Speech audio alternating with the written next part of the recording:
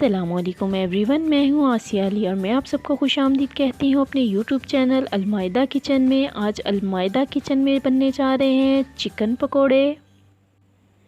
जो रेसिपी आज मैं आपसे शेयर करने जा रही हूँ, ये चिकन पकोड़ा जो है बहुत ही ज़बरदस्त बनता है, बहुत ही सॉफ्ट सा और थोड़ा सा क्रिस्पी भी बनता है। अगर आप आज की वीडियो में इंटरेस्टेड हैं तो इस वीडियो को एंड तक देखिएगा और रहिएगा मेरे साथ और देखिएगा कि चिकन पकोड़ा कैसे बनता है। तो जी यहाँ पर चिकन लेना है। सबसे पहले 1 kg ले लें, हाफ़ kg ले लें। यहाँ पर तकरीबन मैंने 1 kg के करीब ही लिया है। आप मिक्स भी ले सकते हैं गोश्त को और थोड़ा थोड़ा हड्डी वाला भी ले सकते हैं और आपकी मर्ज़ी पे डिपेंड करता है, बोनलेस भी ले सकते हैं। और फिर आपने लेना है हाफ़ कप सिरका और इस सिरके में चिकन को डाल देना है। 1 घंटे के लिए डाल दें, 2 घंटे के लिए या ओवरनाइट छोड़ दें। जी तो आपसे बातें करते करते यहाँ पर मैंने 2 टेबलस्पून सिरका डाल दिया है चिकन के अंदर और अब इसमें जाएगा सोया सॉस 2 टेबलस्पून। आप 3 टेबलस्पून भी डाल सकते हैं अपनी मर्ज़ी और अपने टेस्ट के हिसाब से। और अब इसमें जाएगा चिली सॉस और चिली सॉस भी यहाँ पर मैंने ले लिया है, तकरीबन 2 टेबलस्पून भर के लिया है और आपने भी भर भर के ही डाल लेने हैं। तो आइए अब चलते हैं पकोड़ों के लिए स्पाइसेस की तरफ। ये तो यहाँ पर मैंने ले लिए हैं कुछ स्पाइसेस चिकन पकोड़ा में डालने के लिए। सबसे पहले जो चीज़ ली है वो है चाट मसाला और चाट मसाला लिया है मैंने यहाँ पर 1 टेबलस्पून। चाट मसाले के बाद हमें जो चीज़ चाहिए वो है नमक और यहाँ पर नमक तकरीबन मैंने ले लिया है 1 टेबलस्पून के करीब ही लिया है। आप नमक को कम या ज़्यादा कर सकते हैं, ये आपकी चॉइस पर है। सो इसके बाद हमें चाहिए रेड चिली पाउडर 1 टेबलस्पून और चाहिए साबुत धनिया जो कि मोटा मोटा मैंने क्रश कर लिया है, वो चाहिए हमें 1 टेबलस्पून। और इसके बाद चाहिए हमें ज़ीरा कुटा हुआ और ज़ीरा यहाँ पर ले लिया है 1 टेबलस्पून। और ज़ीरे के बाद जो चीज़ हमें चाहिए वो है बेसन और बेसन यहाँ पर ले लिया है मैंने 2 टेबलस्पून और इतना बेसन चिकन के पकोड़ों में काफ़ी रहेगा। सो आइए अब इन तमाम स्पाइसेस को हम डाल लेते हैं चिकन के अंदर और फिर हम इन तमाम स्पाइसेस को अच्छे से मिक्स कर लेंगे। जी तो यहाँ पर मैंने सारे स्पाइसेस डाल दिए हैं। यहाँ पर दही बिल्कुल भी यूज़ नहीं करना हमने। आप सोच रहे होंगे कि दही तो डाला नहीं तो ये मैरिनेट कैसे होगा, जो हमने सॉसेस डाली हैं उसका लिक्विड कुछ बन जाएगा। और ये देखें मैं इसको ऐसे ही मिक्स करूँगी और आपने भी ऐसे ही मिक्स करना है, पानी बिल्कुल नहीं डालना, ना ही आपने दही डालना है इसमें, क्योंकि जो चिकन पकोड़ा है उसमें दही बिल्कुल भी नहीं जाता। जी तो यहाँ पर मैं तमाम जो स्पाइसेस हैं उनको चिकन के साथ अच्छे से मिक्स कर रही हूँ, यानी कि चिकन को लगा रही हूँ। और इसमें हम एक और चीज़ डालेंगे लेकिन मसाले मिक्स करने के बाद डालेंगे और वो है फूड कलर। और फूड कलर बहुत ही कम क्वांटिटी में हमें चाहिए। और फूड कलर डालने से पहले मैं आपको ये बता दूं कि आप इसको 35 से 40 मिनट्स या फिर आप 1 घंटे में जितनी भी देर आप इसको मैरिनेट करने के लिए छोड़ेंगे उतना ही बेस्ट जायका आपको चिकन पकोड़े का मिलेगा। सो सारी बात जो होती है वो मैरिनेशन पे ही डिपेंड करती है। जी तो आइए अब चलते हैं फूड कलर की तरफ। और यहाँ पर तकरीबन मैंने बहुत ज़रा सा फूड कलर लिया है, तकरीबन 1 पिंच, और थोड़ा सा पानी लेके इसको मिक्स कर लिया है। और अब मैं ये फूड कलर चिकन में डाल रही हूँ और इसको बहुत अच्छे से मिक्स कर लेंगे।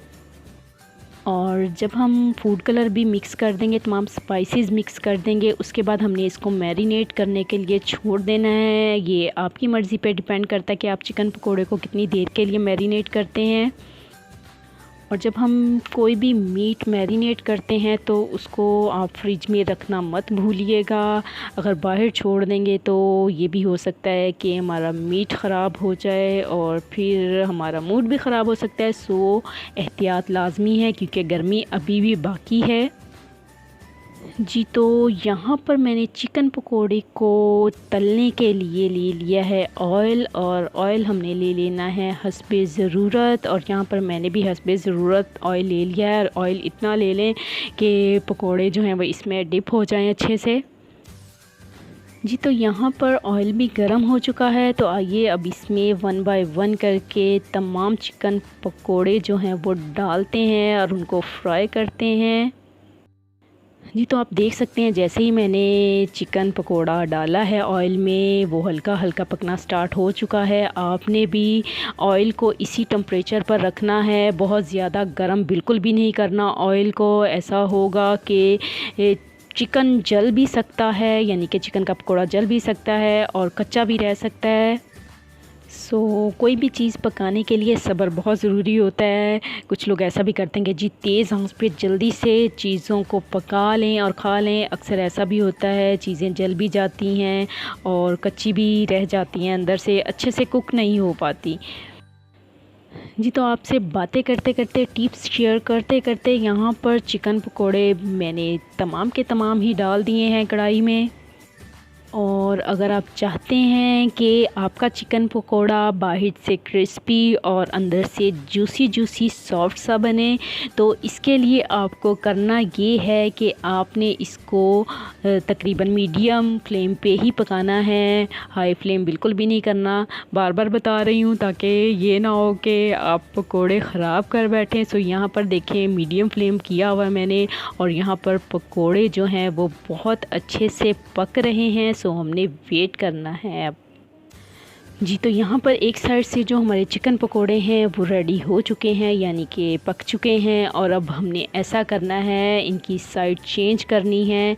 और ये देखिए मैं यहाँ पर साइड चेंज कर रही हूँ पकोड़ों की, ताकि दूसरी साइड से भी पकोड़े बहुत अच्छे और क्रिस्पी से बन जाएं। चिकन पकोड़ों की और भी बहुत सारी रेसिपीज़ हैं जो इंशाल्लाह मैं वन बाय वन आपसे शेयर करती रहूँगी और नए तरीके आपको पकोड़ों के बताती रहूँगी। जी तो यहाँ पर हमारे चिकन पकोड़े जो हैं वो बिल्कुल रेडी हो चुके हैं, पक चुके हैं। आप देख सकते हैं कि इनका कलर कितना ज़बरदस्त आया है। यकीन जानिए खुशबू मेरे किचन में फैली हुई है, बल्कि पूरे घर में ही फैली हुई है। और हमने इनके घी को या ऑयल को बहुत अच्छे से ड्राई करना है पकोड़ों से, और फिर इनको किसी बर्तन में, किसी डिश में डिश आउट कर लेना है। और जब भी आप फ्राई चीज़ों को निकालें तो बहुत एहतियात के साथ निकाला करें, बहुत ही तवज्जो के साथ। जी तो अल्हम्दुलिल्लाह ये देखिए आपसे बातें करते करते यहाँ पर मैंने सारे के सारे जो चिकन पकोड़े हैं वो कढ़ाई से निकाल लिए हैं। और आपने चिकन पकोड़ा को किस सॉस के साथ खाना है ये आपकी मर्ज़ी पे डिपेंड करता है। जी तो आज की हमारी रेसिपी बिल्कुल रेडी हो चुकी है। ये रेसिपी आपको कैसी लगी मुझे कमेंट में लाजमी बताइएगा, और इस रेसिपी को ट्राई कीजिएगा अपने घरों में और शेयर भी कीजिएगा अपने फैमिली एंड फ्रेंड्स के साथ, ताकि वो भी इस रेसिपी को अपने घरों पर ट्राई करें। और न्यू आने वालों से यही कहना चाहूँगी कि आप मेरे चैनल को सब्सक्राइब करें ताकि आने वाली तमाम वीडियोस के नोटिफिकेशन आप तक पहुँच सकें। और इसी के साथ मैं आप सबसे इजाज़त चाहती हूँ। टेक केयर एंड अल्लाह हाफिज़।